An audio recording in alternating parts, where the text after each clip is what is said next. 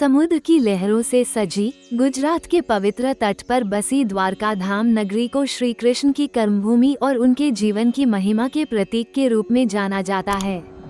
इसे चार धाम में से एक का स्थान प्राप्त है और ऐसा माना जाता है कि यह नगरी स्वयं श्री कृष्ण ने बसाई थी। किंवदंतियों के अनुसार द्वारका केवल भूमि पर नहीं बल्कि समुद्र के नीचे भी छिपी हुई है। ये कथा आपको एक साधु की आध्यात्मिक यात्रा पर ले जाएगी, जो न केवल द्वारका के अद्भुत रहस्यों को उजागर करती है बल्कि भक्ति, ज्ञान और कृष्ण के दिव्य चमत्कारों का प्रमाण भी है। हिमालय की बर्फीली चोटियों के बीच स्थित एक प्राचीन गुफा में महादेव गिरी नामक एक साधु अपने शिष्यों के साथ साधना में लीन थे। उनकी दिनचर्या कठोर थी। वे भगवान शिव और श्री कृष्ण दोनों के परम भक्त थे। उनके शिष्य उनसे हर दिन कुछ नया सीखते थे, लेकिन एक दिन सब कुछ बदल गया। महादेव गिरी ने ध्यान में एक दिव्य प्रकाश देखा। उस प्रकाश के बीच में श्री कृष्ण प्रकट हुए। उनका सुनहरा रूप और मधुर मुस्कान महादेव गिरी के मन को शांत कर रही थी। श्री कृष्ण बोले, महादेव, तुम्हारा तप पूर्ण हुआ। अब तुम्हें मेरी नगरी द्वारका आकर मेरे रहस्यों को समझना होगा। ये केवल तुम्हारे लिए नहीं बल्कि समस्त मानव जाति के लिए एक संदेश है। महादेव गिरी ने इस अनुभव को अपने शिष्यों के साथ साझा किया और अगले ही दिन द्वारका की यात्रा पर निकलने का निश्चय किया। महादेव गिरी की यात्रा कठिनाइयों से भरी थी। उन्होंने पहाड़ों को पार किया, घने जंगलों में रात बिताई और तपती धूप में चलते रहे।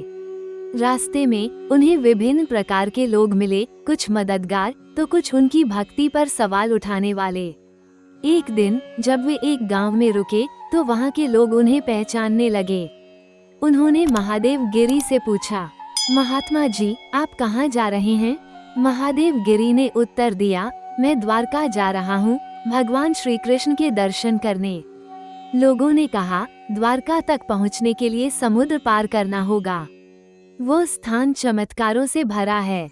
वहां जाने के लिए भक्ति और साहस दोनों की आवश्यकता है। सप्ताहों की कठिन यात्रा के बाद महादेव गिरी आखिरकार द्वारका पहुँचे। वहां उन्होंने पहली बार द्वारकाधीश मंदिर का दर्शन किया।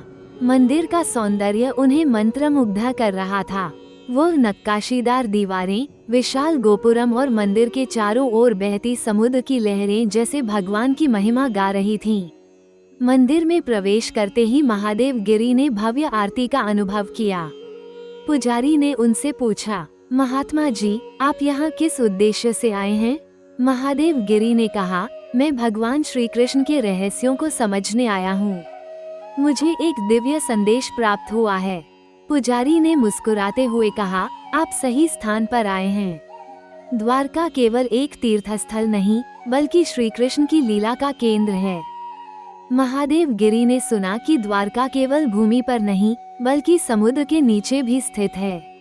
ये सुनकर उनका मन और अधिक जानने को उत्सुक हो गया। उन्होंने स्थानीय मछुआरों से इस बारे में पूछा। एक वृद्ध मछुआरे ने बताया, महात्मा जी, समुद्र के नीचे छिपी द्वारका को देख पाना हर किसी के लिए संभव नहीं है। यह नगरी भगवान की माया है और केवल वही इसे देख सकता है जिसका हृदय शुद्ध हो। रात में ध्यान के दौरान महादेव गिरी को समुद्र की लहरों के बीच एक अद्भुत प्रकाश दिखाई दिया। वह प्रकाश उन्हें समुद्र की ओर खींच रहा था। उन्होंने समझा कि यह श्री कृष्ण का संकेत है। अगले दिन वो समुद्र तट पर गए, जहां उन्होंने एक गुप्त द्वार देखा। वो द्वार साधारण आंखों से दिखाई नहीं दे रहा था, लेकिन महादेव गिरी की साधना ने उन्हें वह देखने की शक्ति दी थी। जब महादेव गिरी ने ध्यान और मंत्रों से अपने मन को शुद्ध किया तो वह द्वार उनके लिए खुल गया। उन्होंने देखा कि समुद्र के नीचे एक भव्य नगरी स्थित है। वो नगरी सोने, रत्नों और हीरों से सजी थी। हर जगह श्री कृष्ण की लीला के चिन्ह थे। वहाँ उन्होंने श्री कृष्ण के दर्शन किए।